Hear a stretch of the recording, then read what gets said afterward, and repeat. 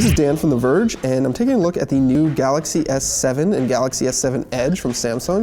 These are Samsung's flagship phones for this year, and they're very similar in looks and feel to last year's S6 and S6 Edge, but there are some key differences that Samsung's really improved in a number of ways. For one, the S7 is a 5.1-inch display, so that's the same size as last year, but the back has been curved, so it's a little bit more comfortable to hold, very similar to the Note 5's design there.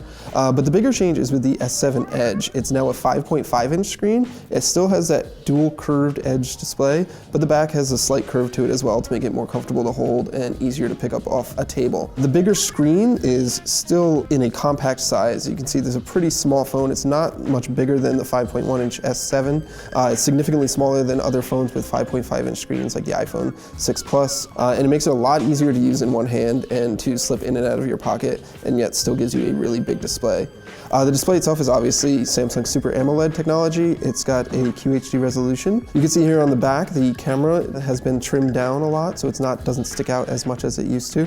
It's a 12 megapixel camera this year, so it's a new sensor, and Samsung says that the autofocus system has been greatly improved, as well as low light capture. It's a brighter lens, larger pixels for better low light capabilities. And then a lot of the other details are very similar to last year's phones. However, the big change here is obviously you can now put a micro SD card slot in, and these new phones are now also water resistant, up to 1.5 meters for 30 minutes. So those are two big changes from last year's phone. Inside, the devices that we sold here in the US are going to be running Qualcomm Snapdragon 820, whereas Samsung will use its own Exynos processor elsewhere.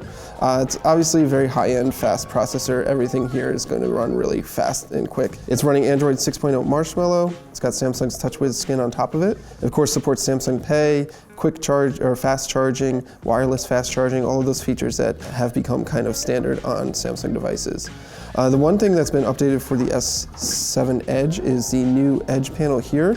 It's larger, you can see more detail, you can get more information, you can add more shortcuts to apps, you can add direct shortcuts for various activities like taking a selfie. There's a bit more customization there as well. One other feature that Samsung's added is a new always-on display, so you can see the time and date, and you can set a picture or clock or notifications here that will always be accessible on the screen itself. It's not a wake up or anything like that, it's just always on the screen. Samsung says that the S7 and S7 Edge will be available on all carriers here in the US, and you can expect them to hit stores on March 11th, and the pricing should be roughly about the same as last year's. That's it for the Samsung Galaxy S7 and S7 Edge.